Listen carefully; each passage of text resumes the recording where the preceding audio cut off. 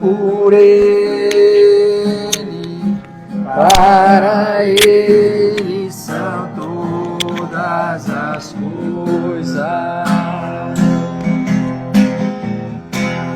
porque dele, por ele, para ele são todas as coisas.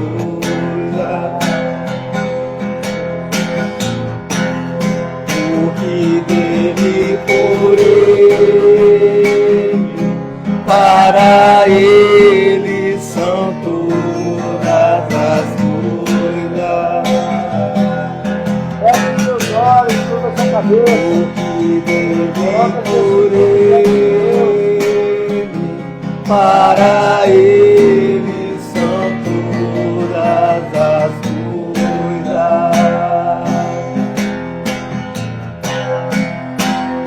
A ele a glória,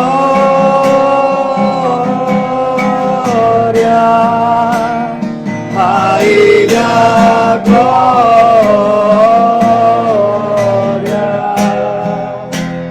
a ele a glória,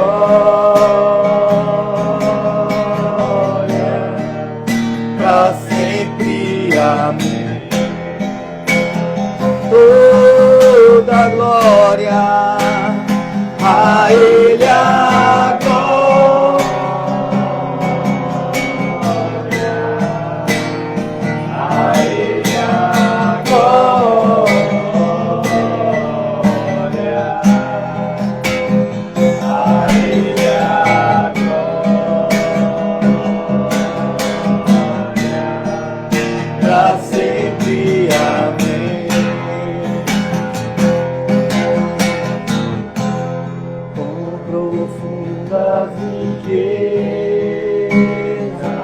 Por saber, conhecer Deus,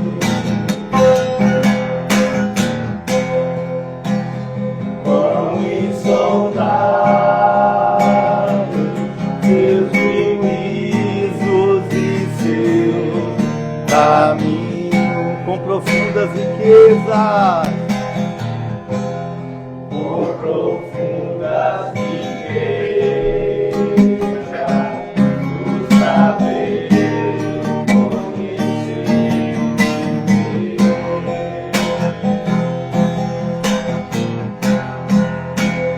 quão insondável seus juízos e seus caminhos.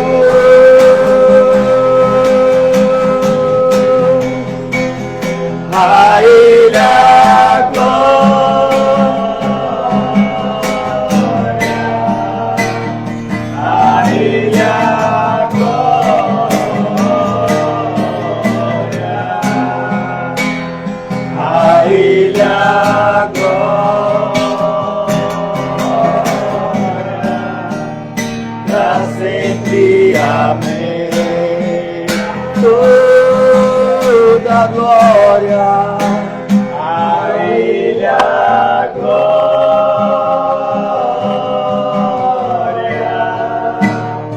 a ele a glória, a ele a glória,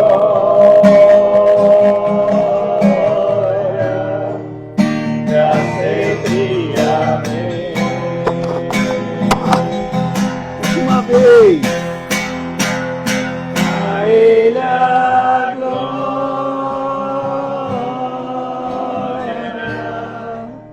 a ele a glória, a ele a glória, pra sempre, amém. Glória a Deus, Senhor. A Ti a glória, Senhor. Os galhos secos de uma árvore qualquer, onde ninguém jamais pudesse imaginar. O Criador fez uma flor a brotar.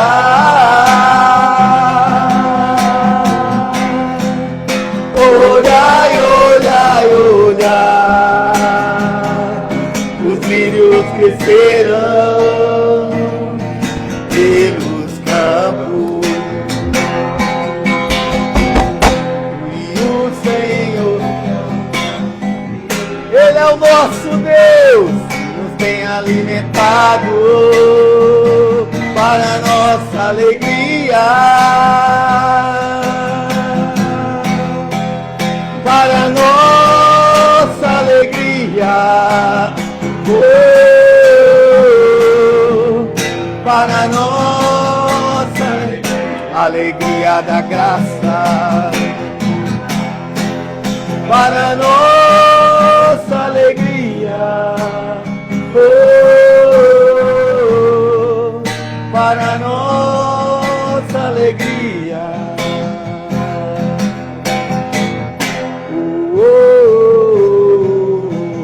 Xalalalala,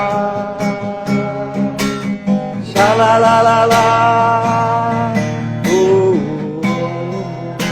Ele vai voltar. Xalalalala, xalalalala. Cristo voltará.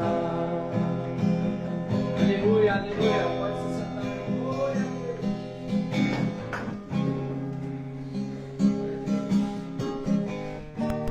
Irmãos, da última vez que eu estive aqui, a gente falou um pouco sobre como não ser apenas um crente. Alô, alô, alô, alô, alô, alô, som, som, som, som. Som, som, som, som, som, som, som, som.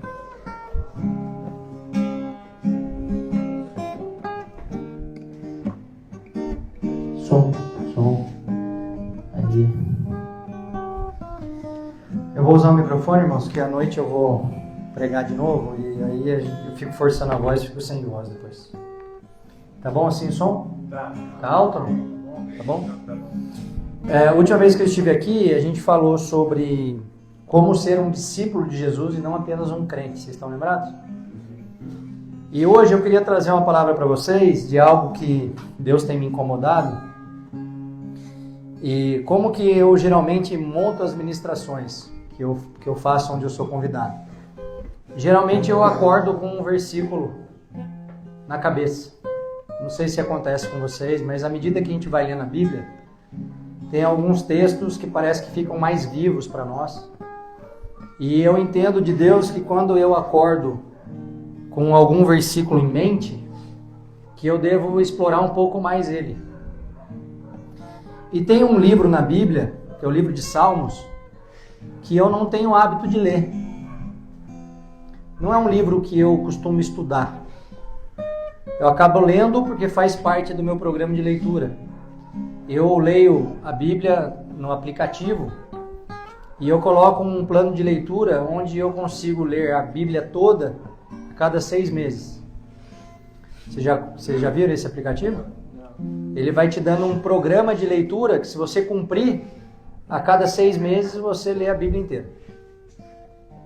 E eu estudo a Bíblia dessa forma. É óbvio que às vezes eu fico atrasado na leitura, porque eu fico preso em algum texto, e eu vou pesquisar, e eu vou escrever, e eu acabo gastando mais tempo. Mas eu geralmente leio a Bíblia assim, porque isso me garante que eu leia a Bíblia toda 2 vezes por ano. É uma maneira de eu me forçar a ler a Bíblia numa quantidade de versículos por dia. E aí, eu não tenho muito o hábito de parar no livro de Salmos. Não sei, é um livro que não mexe tanto comigo assim. E por algum motivo, em um sábado de manhã, eu acordei com uma passagem de Salmos na mente. Salmos 115, eu queria começar lendo ele. Salmos 115, versículo 1 até o 8. E o título dessa mensagem, vocês vão entender à medida que a gente caminhar por ela, é Não Seja o Deus da Sua Vida. E essa passagem de Salmos em específico, muitos evangélicos usam para bater nos irmãos católicos. Vocês vão entender. Versículo 1. Salmo 115, versículo 1. Não a nós, Senhor, não a nós, mas ao teu nome da glória, por amor da tua benignidade e da tua verdade. Porque dirão os gentios, onde está o seu Deus? Mas o nosso Deus está nos céus, fez tudo o que lhe agradou. Os ídolos deles são prata e ouro, obra das mãos dos homens. Tem boca, mas não falam. Olhos têm, mas não veem. Tem ouvidos, mas não ouvem. Narizes têm, mas não cheiram. Tem mãos, mas não apalpam. Pés têm, mas não andam. Nem som algum sai da sua garganta. A eles se tornam semelhantes os que fazem, assim como todos os que neles confiam. Esse texto está combatendo a idolatria. Quando você continua lendo a sequência do texto, você vai perceber que é um combate à idolatria. E quando a gente fala de ídolos, que tem boca e não falam, olhos e não veem, tem pés e não andam, claramente a gente está falando. E quem crê nos santos, do ponto de vista religioso? Os católicos. E nós temos a mania errada de achar que evangélico é salvo e católico. E eu queria desconstruir um pouco essa ideia com vocês. Primeiro porque a gente não é porteiro do céu. Não é? Ninguém pode saber se uma pessoa está salva ou não. Se uma pessoa é salva ou não. Nós não temos essa procuração da parte de Deus. Eu vou dizer, inclusive, que às vezes alguns de nós acham que está salvo e não está. Misericórdia. Mas é verdade. Então não é porque a pessoa é de uma religião diferente da nossa que a gente pode dizer que ele está condenado. A gente pode dizer que ele está enganado na sua fé. Isso com certeza. Porque crer em imagens de escultura é crer em algo que Jesus nos orienta a não crer. E esse é o sentido do texto. Mas a reflexão que ficou no meu coração não é para a gente falar sobre a fé do outro, mas sim para a gente refletir sobre a nossa fé. E essa é a provocação que eu queria deixar para vocês hoje aqui. Porque quando a gente fala em idolatria, irmãos, a gente geralmente vai lembrar dos católicos. Porque na religião católica é comum ter igrejas com muitas imagens. Inclusive uma imagem horrível, que é Jesus na cruz. Quando a gente sabe que Jesus não está na cruz. Jesus vive e reina. A cruz da verdadeira religião, a cruz está vazia. E aí a gente pega esse texto, ou parte desse texto, e vai bater nos nossos irmãos católicos. Mas nós evangélicos, irmãos, fazemos exatamente a mesma coisa. Nós não idolatramos santos, é verdade. Mas a gente faz algo muito pior. A gente idolatra nós mesmos. E aí essa é a hora que você fala assim, aleluia. Porque quando a gente fala em idolatria de si mesmo, a gente está falando em fazer tudo o que a gente quer, independente das consequências. A gente dar vazão aos nossos desejos e vontades é ser idólatra de si mesmo. Quando eu não consigo segurar a vontade do meu estômago, do meu ventre, eu estou idolatrando a mim mesmo. Porque eu quero satisfazer as minhas vontades, independentemente dos ensinamentos que Deus nos deixou. Independentemente se isso vai causar dor em alguém da nossa família ou não. Independentemente das consequências. Porque todos nós temos o discernimento do que é certo e do que é errado. Mas muitos de nós fazemos a opção, que é a pior de todas, de adorar o nosso próprio ventre. E isso, irmãos, é uma característica natural do ser humano. E lembrem-se, sempre que eu venho trazer uma reflexão aqui, eu não estou apontando o dedo para ninguém. Eu estou fazendo parte dessa reflexão junto com vocês, amém? Então o objetivo aqui é a gente refletir se nós, por estarmos com o nosso coração posicionado errado diante de Deus, nós não estamos adorando a nós mesmos. E o homem natural, irmãos, ele tem... Eita! Melhorou.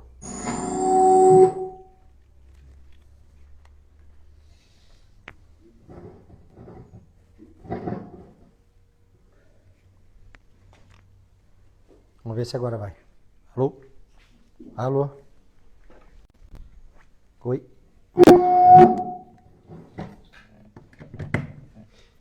Alô? Alô? Alô? Bom, não é para usar microfone. O homem natural, ele tem dentro de si, naturalmente, a vontade de adorar a si mesmo. E isso não é de agora. Isso não é do ano de 2025. Isso é desde lá do Éden.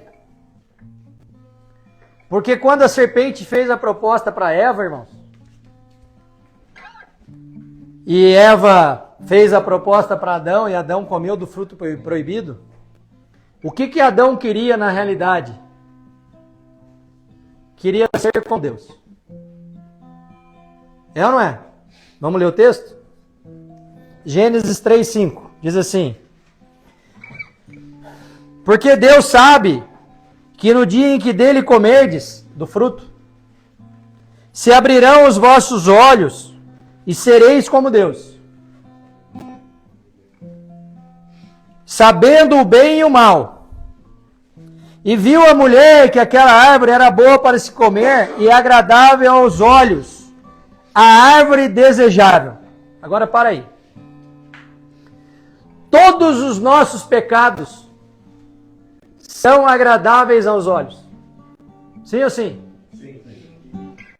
Então a nossa vontade de ser o Deus da própria vida está conectada com a transgressão de Adão no Éden. Nós precisamos entender isso, irmãos.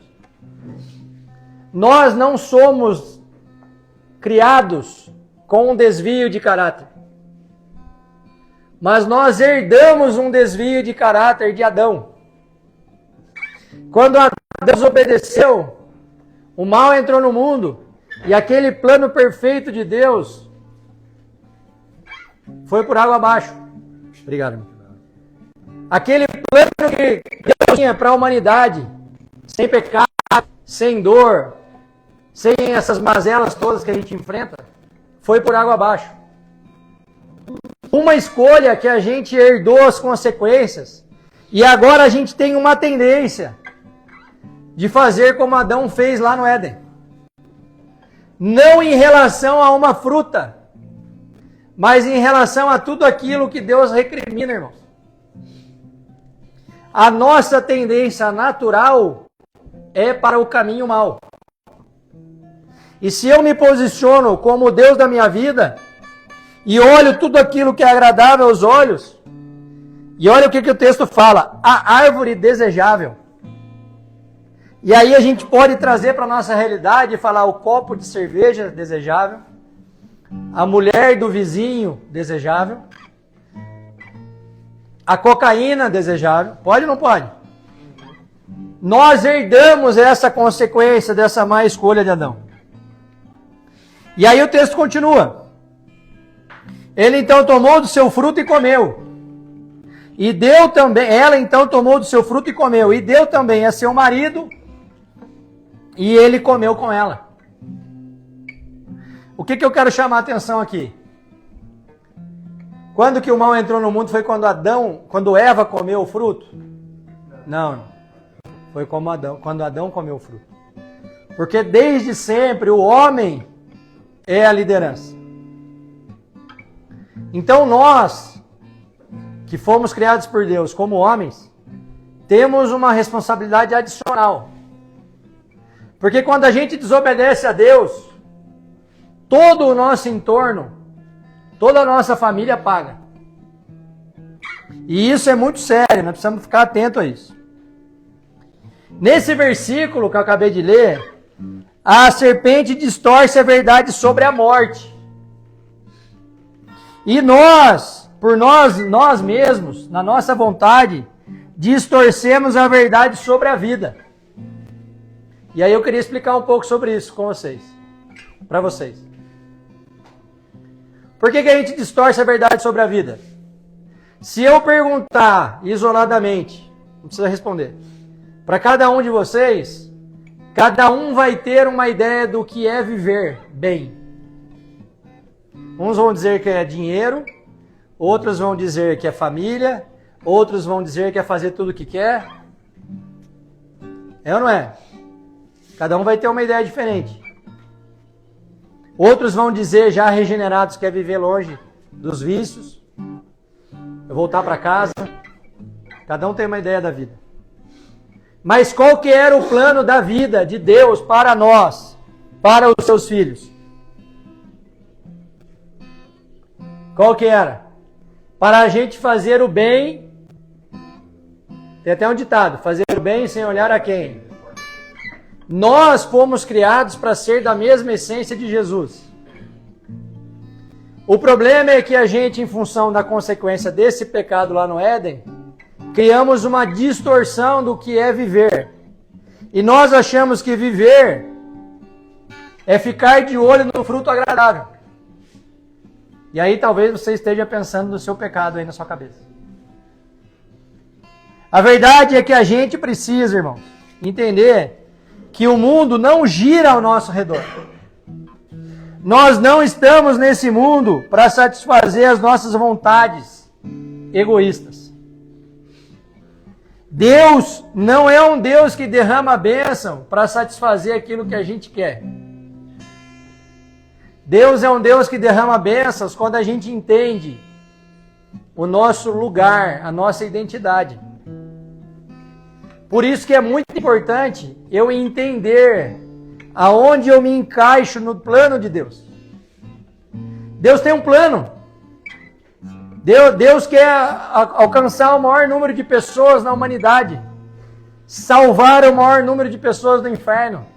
Ele quer resplandecer a sua luz nesse mundo de trevas. Ele quer resgatar pessoas das trevas e transportar para o reino do Filho do seu amor, como diz o texto.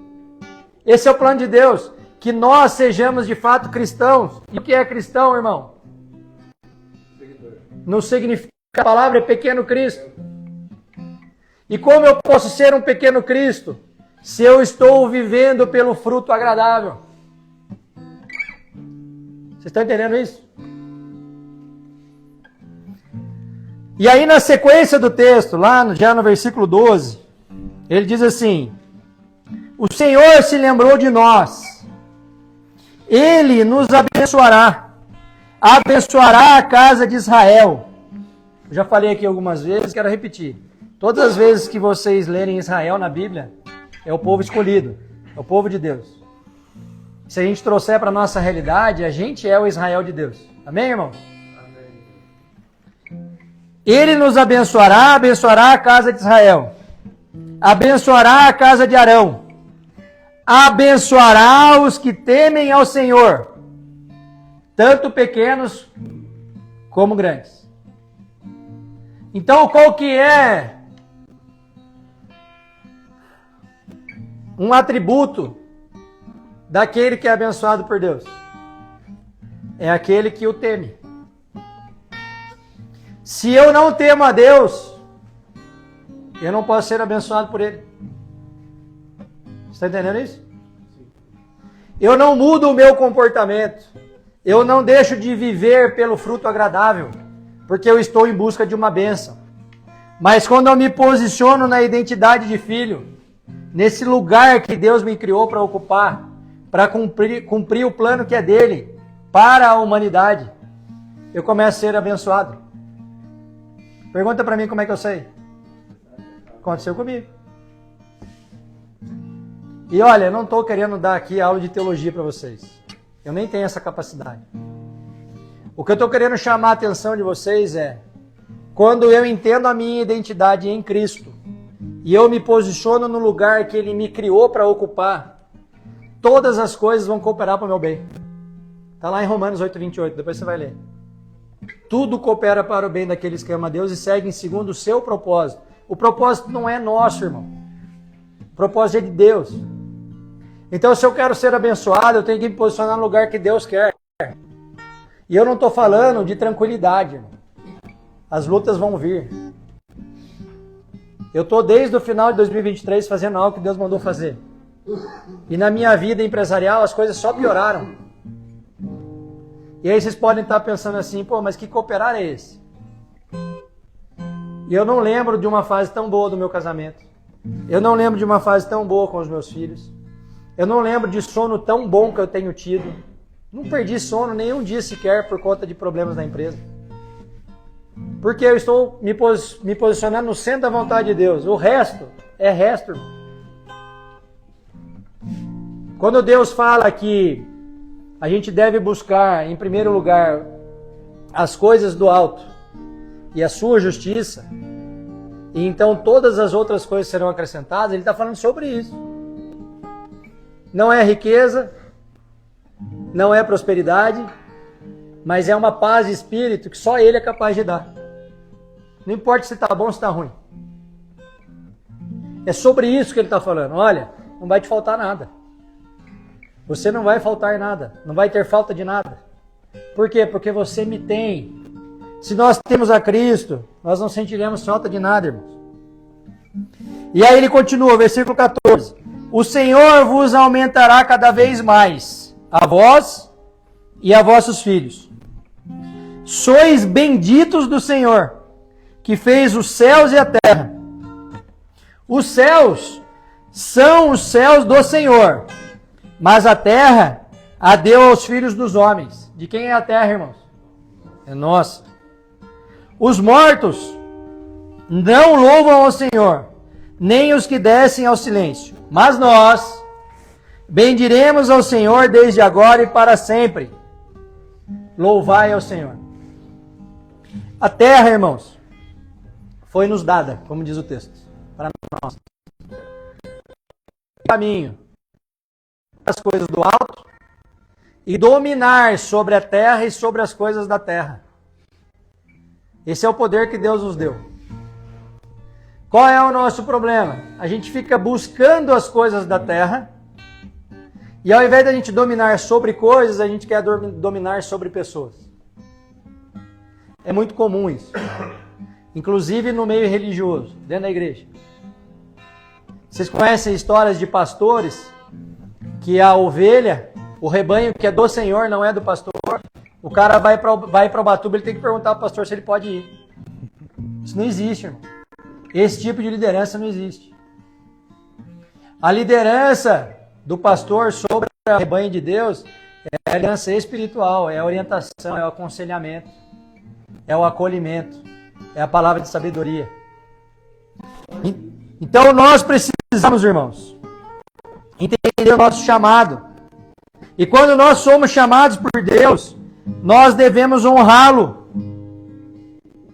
E honrar a Deus não tem nada a ver com o que eu faço ou deixo de fazer. E agora talvez você não tenha. Porque Deus não precisa que você faça ou deixe de fazer, Ele conhece seu coração. Você pode estar fazendo certo, com a intenção errada, e você está pecando. E errado é errado. Não tem o que fazer. Mas quando eu me posiciono com a identidade de que eu fui criado, eu entendi essa identidade, eu me posiciono nesse lugar que Deus quer para mim, eu naturalmente estou honrando a Deus. Por quê? Eu estou gastando a minha vida para o que Deus me criou. E isso não tem a ver com o púlpito. Isso tem a ver com a essência, a nova natureza. Nós mais parecidos com Cristo. Então essa história que a gente ouve, principalmente na internet, de pregadores coach. Deus vai te honrar. E isso, cara, deixa eu contar uma coisa para você. A maior honra que Deus poderia ter feito para nós, Ele já fez. Que foi se esvaziar da sua glória e se entregar numa cruz para nos livrar do inferno. O resto agora, irmãos, é com a gente. Nós temos que honrar a Deus. Conversa. Deus não está nisso. Você tem carro, sabe? Ele não está preocupado. Ele quer te abençoar. E se você obedecer e renunciar, pode ter certeza que você vai ter bênção. E você pode ter um bom carro, uma boa casa. Mas essa não é a preocupação dele.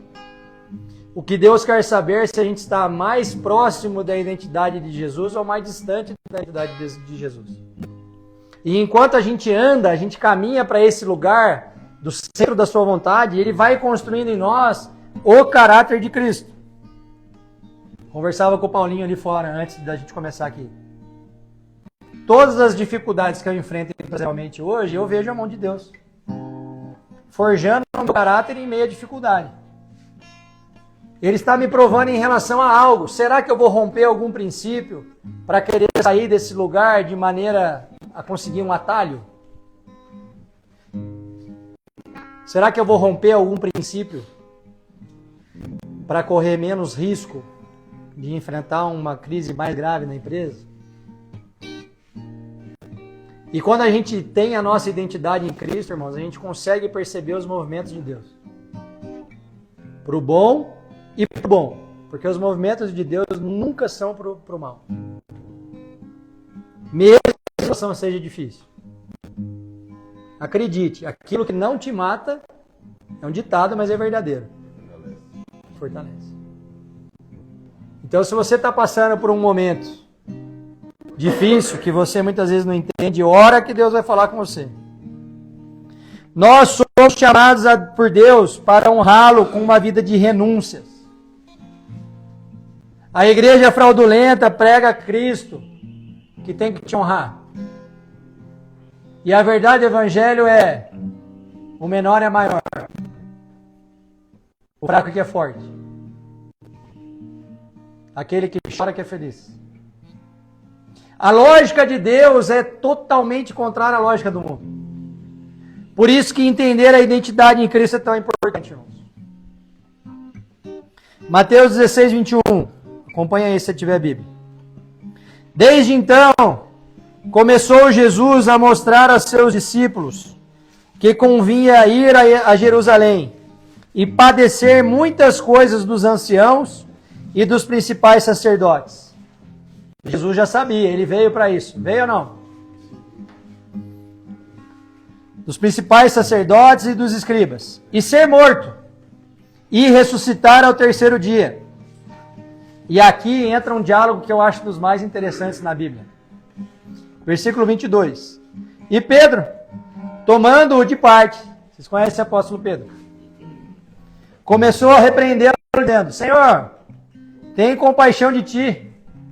De modo nenhum te acontecerá isso. Pedro, amigo de Jesus, muito próximo, alguém que andava junto, querendo se achar Deus. Você vê como que isso é tão forte, irmãos? No homem. Pedro, querendo se achar Deus, falou para Jesus: não, o senhor não vai morrer não. E ele achou de fato que podia impedir a missão de Jesus.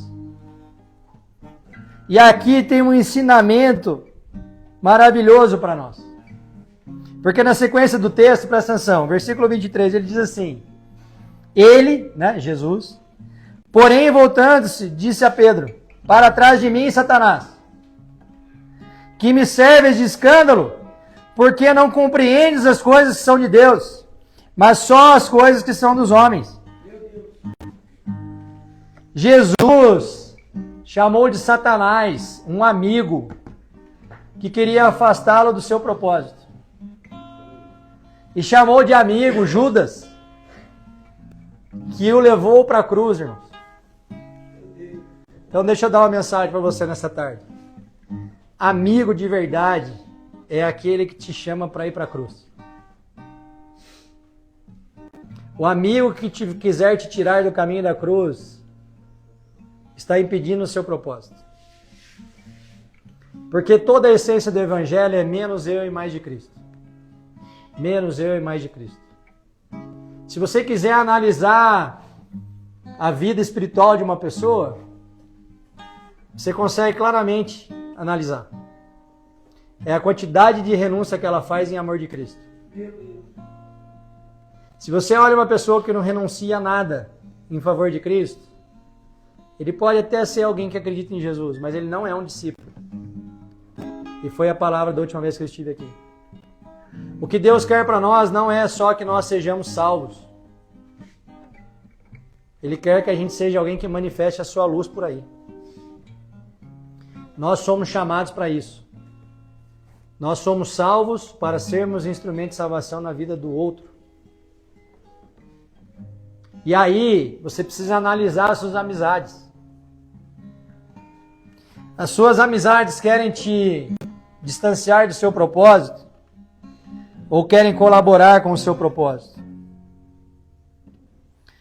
E aí, quando Jesus fala, porque não compreendes as coisas que são de Deus, é outra reflexão que a gente deve fazer. Será que os movimentos de Deus na nossa vida nós estamos compreendendo, irmãos? Quando meu filho adoeceu no hospital em 2015, eu não entendi o movimento de Deus na minha vida, naquele momento. Hoje eu entendo claramente. E eu peguei aquela dor e ressignifiquei em algo que hoje dá fruto para o reino. Porque se hoje eu estou aqui, foi porque Deus permitiu aquela doença. E lá eu tive todos os tipos de experiência com Deus que vocês podem imaginar. Mas eu não entendi imediatamente.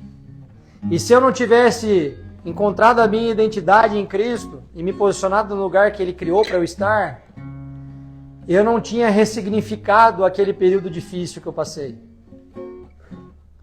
E esse é um alerta para todos vocês. Eu sei que estar numa casa de recuperação não é fácil.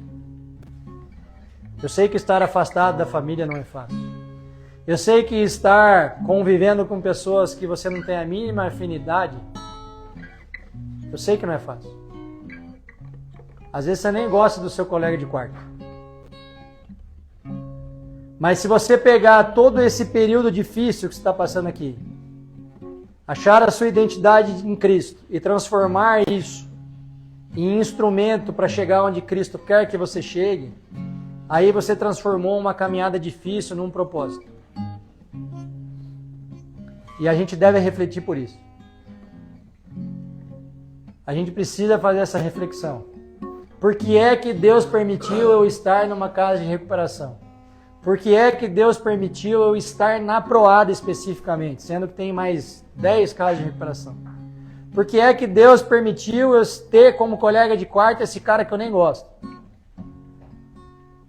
Por que é que Deus permitiu, irmão? Se você achar a sua identidade em Cristo a partir disso, você vai sair daqui muito mais forte do que você entrou.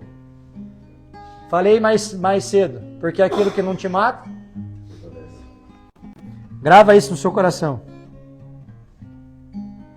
E aí no versículo 24, Jesus continua e diz assim: se alguém quiser vir após mim, renuncie-se a si mesmo, tome sobre si a sua cruz e siga-me.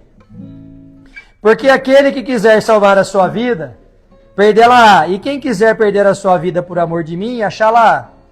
Pois que aproveita o homem ganhar o mundo inteiro se perder a sua alma? Ou que dará o homem em recompensa da sua alma?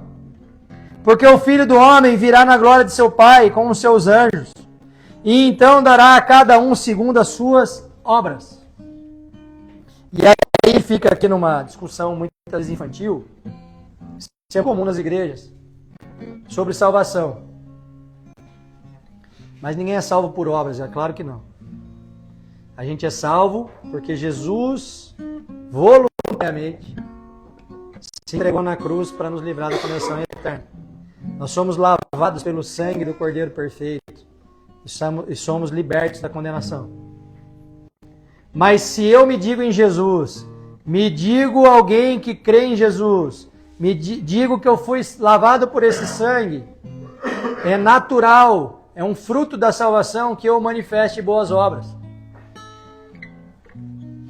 Porque se eu me digo salvo, mas eu maltrato o meu companheiro de quarto porque eu não gosto dele, ou na hora de comer ali, eu não sei, não importa para mim se tem pão para todo mundo e eu pego 2. Ninguém está vendo mesmo e eu estou transgredindo uma regra da casa. Deixa eu contar uma coisa para você. Deus está vendo. Então eu preciso manifestar boas obras, agindo da forma correta diante de Deus. Não é para prestar conta para ninguém, é para Deus. Você está entendendo isso? Então, se eu estou salvo, eu manifesto naturalmente boas obras.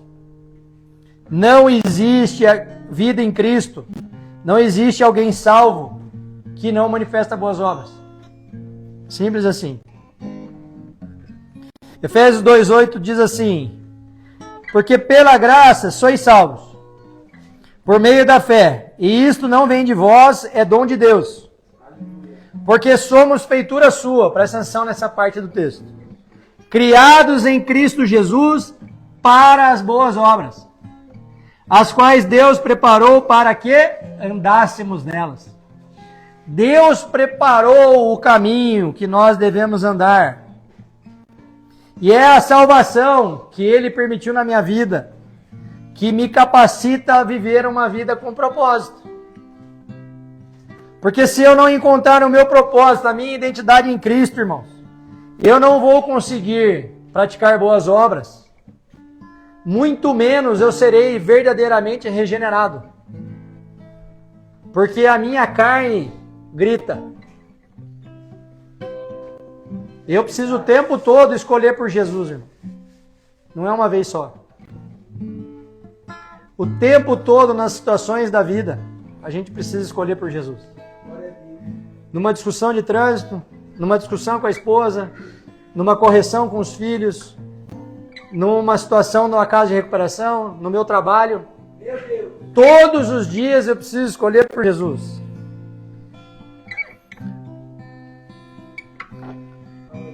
As obras que Deus preparou para nós demonstram a transformação que ocorreu em nós. A gente ande nelas. Não adianta Deus ter um caminho perfeito para você se você andar fora dele. É uma escolha.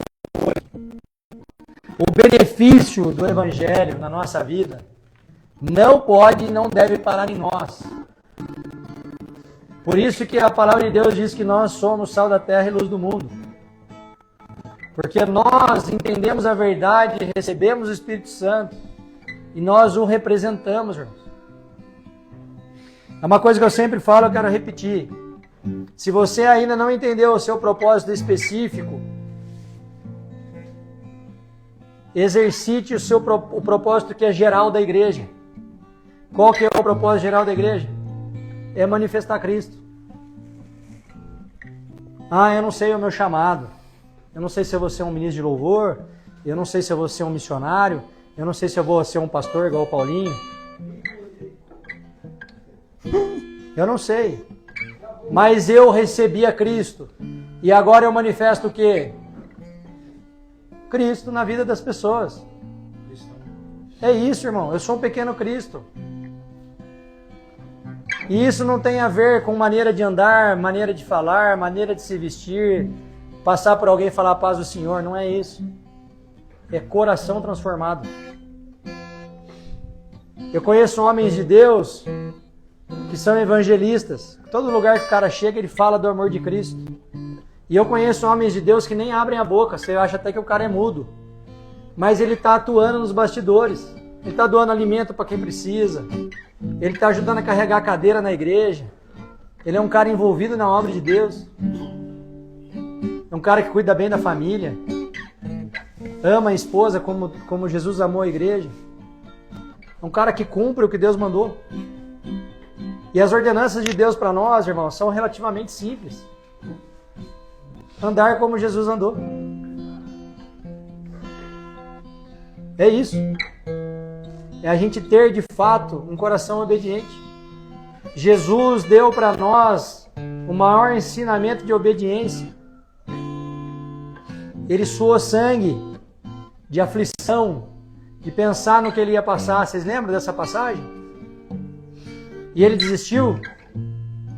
Teve um momento lá que ele deu uma fraquejadinha assim de leve. Falou: Senhor, se for possível, faz de mim esse cálice. No entanto, seja feita a sua vontade. Será que nós temos a condição de fazer essa oração? Senhor, estou morrendo de vontade de sair daqui, encher a cara, pegar uns 5 gramas de cocaína ali no boteco. No entanto, Senhor, seja feita a sua vontade. E a vontade de Deus, irmãos, para mim e para vocês, é que nós sejamos como Jesus. E Jesus, em tudo foi tentado, mas não pecou. Amém, irmãos? Amém. Chamado geral da igreja, vou encerrar. Está descrito no que a Bíblia chama de grande comissão. Mateus 28, 18. E chegando-se Jesus, falou-lhes, dizendo: É-me dado todo o poder no céu e na terra. Portanto, ide, fazei discípulos de todas as nações, batizando-os em nome do Pai, do Filho e do Espírito Santo. E aí o versículo 20 que ninguém lê, mas é o mais importante. Ensinando-os a guardar todas as coisas que eu vos tenho mandado. E eis que eu estou convosco todos os dias, até a consumação do mundo. Nós temos um prêmio prometido. Isso é realmente uma promessa bíblica, verdadeira, da igreja real. Se a gente ensina as pessoas a guardar as coisas que Deus tem mandado, nós teremos a presença de Deus em nós até a consumação dos séculos. E aí é a hora que Deus começa a falar com você, te dá palavra de sabedoria, te dá revelação, muitas vezes dá visão. Cada um tem um dom diferente. Mas existe um alinhamento espiritual, irmãos. E você entrar nesse lugar, se você entrar nesse lugar, tem um louvor, não sei se ele sabe, que é: quem já pisou no Santo dos Santos, em outro lugar não sabe viver. Porque você ter esse nível de comunhão com Deus, irmãos, é a coisa mais preciosa que existe. É precioso demais. Eu não conheço nenhum de vocês aqui de forma mais profunda, mas eu já dei palavra para alguns aqui que foi o Espírito que deu. Sim ou sim? Você quer entrar nesse lugar, irmão? Esse é o lugar que Deus tem para nós. Nós será prontos para essa missão? Essa é a pergunta que eu queria deixar. Nós estamos prontos para essa missão? Será que nós conseguimos deixar as nossas vontades de lado? Será que nós conseguimos parar de olhar para aquele fruto como objetivo da nossa vida? Renunciarmos a nossas vontades e ser um propagador dessa verdade que liberta? Será que nós podemos fazer essa escolha nessa tarde, irmão? Se isso queima no seu coração, vem aqui na frente que a gente quer orar com você. Sabe viver pela glória. Oh, Jesus, obrigado pela sua palavra. Glória de Deus. Orar, Paulinho.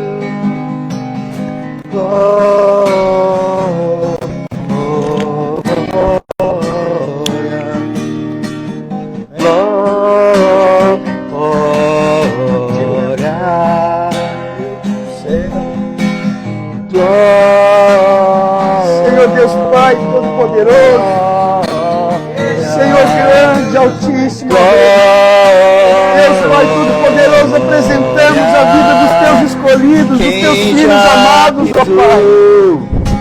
Em tuas mãos aos pés da cruz neste momento, Senhor. Jesus, vem com o teu manto sagrado e protetor, Senhor, abraçando os teus filhos amados, os teus escolhidos, os teus soldados de guerra. Senhor, envolva-o, Senhor Deus, Pai, nas asas do teu amor, Jesus. Que teu Espírito Santo, Pai, possa preencher cada vazio agora. Aonde o homem não pode tocar, Senhor, no íntimo dos teus escolhidos. Que o teu amor agora alcance a cada um deles e encha-os com poder e glória. Encha-os, Senhor Jesus, da tua íntima compaixão. Encha-os, Jesus, de misericórdia. Encha-os, Jesus, da sua graça escandalosa, Deus poderoso, e que eles possam, Senhor, se levantar, Deus. Se levantar, Senhor Jesus, como filhos amados, selados pelas tuas próprias mãos. Senhor Jesus, que as armas, Deus poderoso, possam ser forjadas na mão dos teus soldados.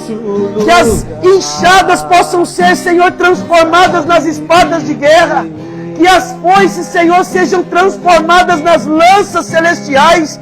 E que cada homem fraco nesta casa possa declarar que és forte em tua presença. Senhor, leva-os num contínuo aprendizado do teu amor, a amar a tua justiça.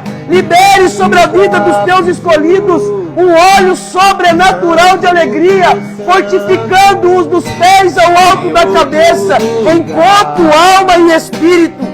E que eles possam sim, Senhor, serem apresentados como homens diferentes dos demais, não melhores que as pessoas, mas capacitados a suportar o caos desse mundo, a suportar avançando pela fé, representando, Senhor Deus, o teu nome como único e soberano nome. Deus poderoso, que a vida dos teus filhos possam glorificar o teu nome, Jesus. Que cada coração aqui possa brilhar, Senhor, a luz dos céus. E que quando as pessoas olharem para os seus soldados, para os teus filhos, eles possam enxergar a Ti, ó Rei. Que os familiares possam encontrar esperança com esses homens transformados. Que cada lágrima de sangue, Pai, escorrida na face, Pai, possam ser transformadas em porções preciosas que vêm do trono da Tua glória. Que eles possam receber essa recompensa, Jesus. O privilégio de crescer em amor, de crescer em verdade. Senhor Deus poderoso, continue operando as Tuas maravilhas, Jesus. Continue derramando sobre os Teus escolhidos, ó Deus, a Tua suficiência, gerando a Tua suficiência no íntimo de cada um deles. Pelo poder do Espírito Santo, declaramos a libertação dos vícios sobre esses homens. Declaramos, Senhor Deus, que toda depressão caia por terra, que toda ansiedade maldita caia por terra e que só prevaleça, Senhor, a Tua verdade em nossas consciências.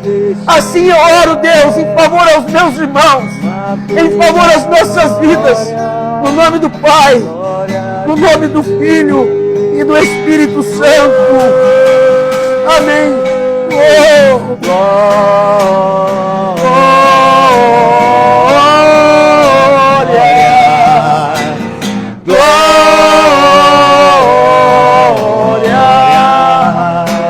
glorifique o teu Deus que está nos céus, irmão. Que pelo Espírito Santo habita em nós, se move através de nós e se encontra nesta casa operando grandes coisas sobre nossas vidas.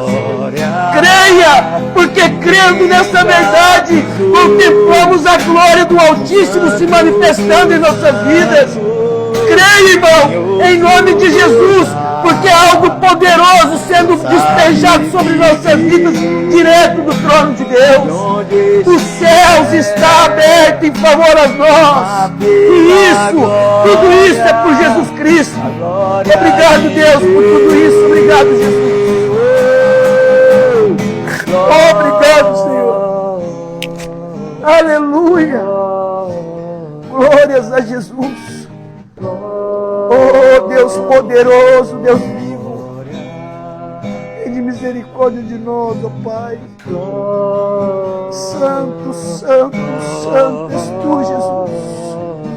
Aleluia, não pare de glorificar, não pare de adorar ao Senhor. Glorifique a Deus, abre a tua boca e oferte ao alto tudo aquilo que você tem para Jesus. teu coração, a tua força, o teu ânimo, que o Senhor possa receber de cada um de vocês essa porção preciosa que é Ele que deu para vocês. Entregue às mãos de Jesus o teu coração nesse momento, pelo amor de Deus. Aleluia por isso, Deus. Receba cada coração de Jesus aqui com uma real adoração ao Senhor. Aleluia. No Santo dos Santos, em outro lugar, não sabe viver. Onde estiver, clama pela glória, a glória de Deus, a glória ao Senhor. Glória,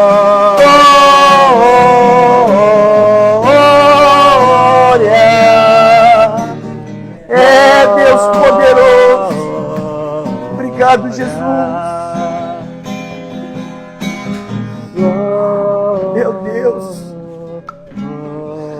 Obrigado, Jesus.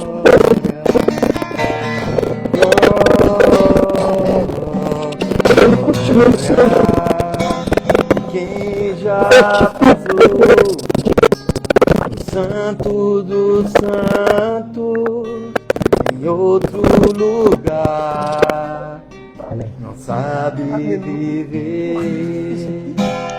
E onde estiver, clama pela glória, a glória de Deus. Vamos louvar, irmão, vamos louvar, irmão.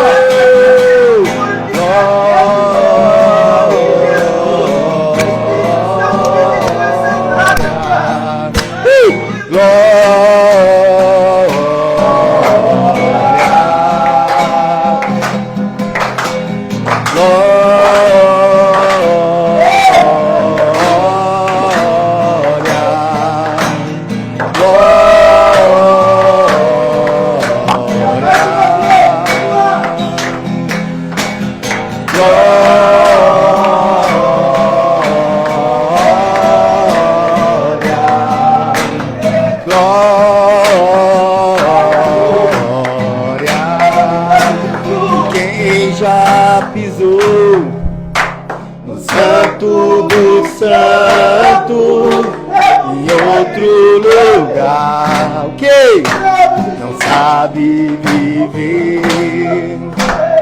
E onde estiver,